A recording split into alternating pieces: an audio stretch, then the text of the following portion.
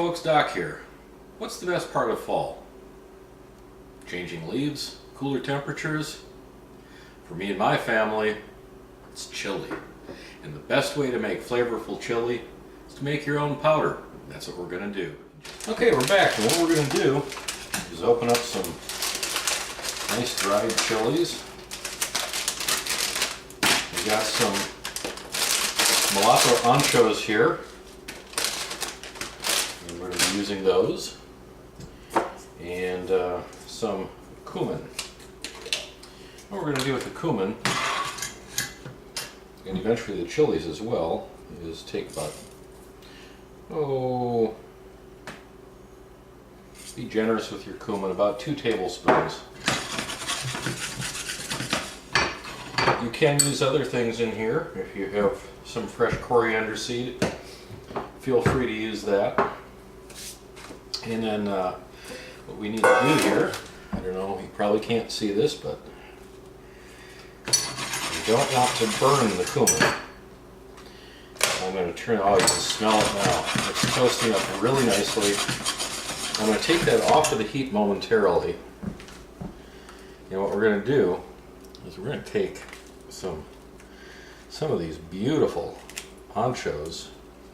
Try not to get too many of the seeds in there, because the seeds, of course, the seeds are where the heat is going to be, and unless you want a really hot chili, you don't want a lot of the seed in there.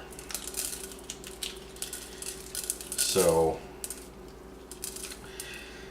to help my family out a little bit, because they don't like super hot food, I'm going to take the majority of the seed out of these anchos. It's a very flavorful chili pepper, and I like using it quite a lot. Anyway, when we get done with that, after we put 3 of those in, we're also going to take 1 chipotle. This is a dried chipotle, and we're also going to use this in the chili. And get that in there. And again, we are going to take out as much of the seed as possible, because I want it to be not a super hot chili. You can adjust the heat later and thereby keep everybody in the family happy. I just got seeds all over the floor, which is great if you're a stay-at-home dad like I am. It's kind of like job security. If the kids won't make a mess, I have to do it. So, anyway, that's all membrane. We don't want that in there. We'll be back in just a moment, and I'll show you the results. And there we are done toasting the cumin and the chilies.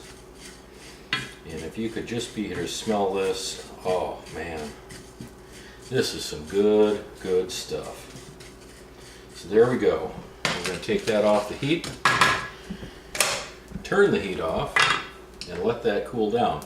And it has to cool completely, because the next step is going to be buzzing it up in a blender. And the hotter it is, the more the volatile oils will aerosol, and you're going to get some, well, it'll be a painful experience. So here's looking at you, and we'll be back. Hey folks, we're back again, and the chilies have cooled down. Not perfect yet, but I'm impatient, and I don't mind my sinuses getting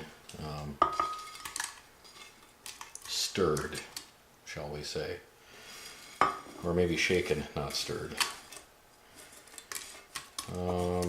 So we very carefully get the chilies in the bowl of the processor.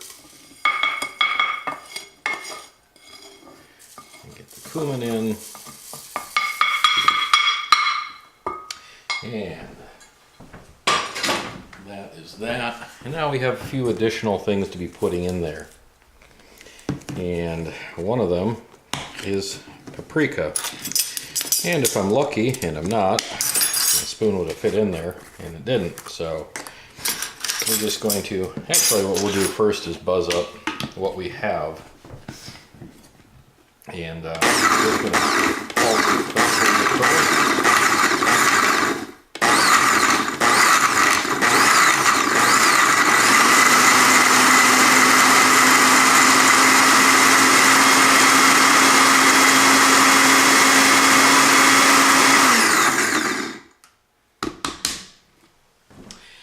and that looks pretty good. It still has a ways to go, and it will get there. Now, what we can do is carefully remove that and not stick your nose over it for anything. And then start making your additions and try and do it a little bit more better than I did. It's not pouring too well. That's about a couple tablespoons of paprika. And using the paprika, it's got a beautiful color for the chili. It's going to make it a nice, richer red color. But it also helps to tone down the heat. Because some of the other chilies, like the anchos, they're not going to be blazingly hot, but they're going to be warm. And you really don't need it to be that warm at the onset. You want it livable for everybody. And a couple of tablespoons of garlic, because I like garlic. The next thing you're going to put in there is oregano. And I'm just going to measure that in my hand and give it a little bit of a mush. Don't even need to do that really, because heck, it's going in the blender and it's going to get buzzed up too. Get in there, you stubborn spices. And since I like oregano, I'm going to put just a touch more in there. And that is essentially it. You could put salt in, you could put regular pepper in. Like I said, you could put coriander seed if you have that. I don't happen to have any whole coriander right now, so I don't want to do that. The ground coriander I have is quite old, and therefore I'm not going to ruin my chili powder with it.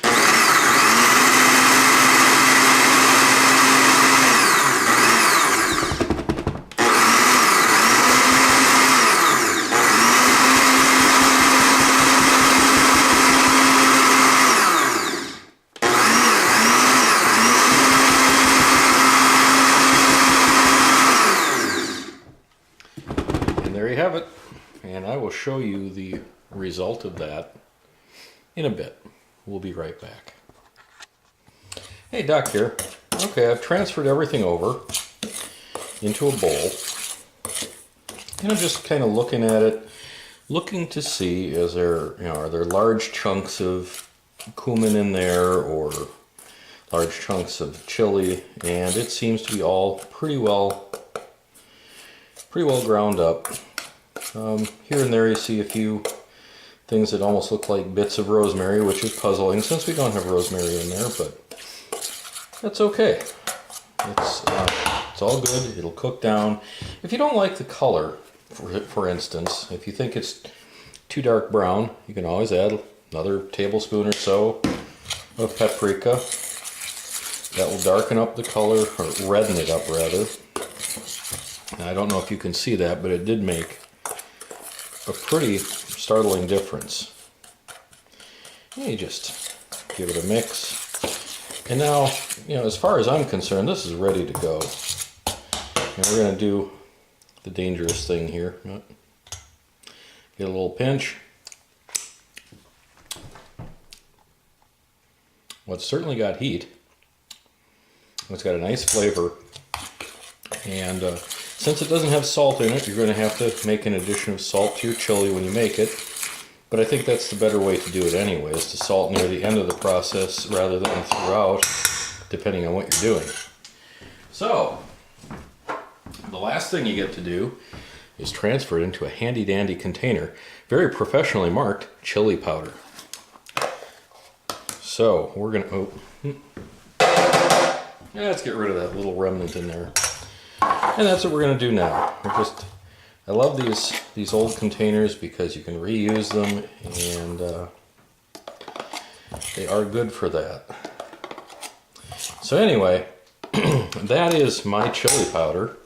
Hope you've enjoyed watching this, and hope you enjoy making your next batch of chili. Have a great day, folks.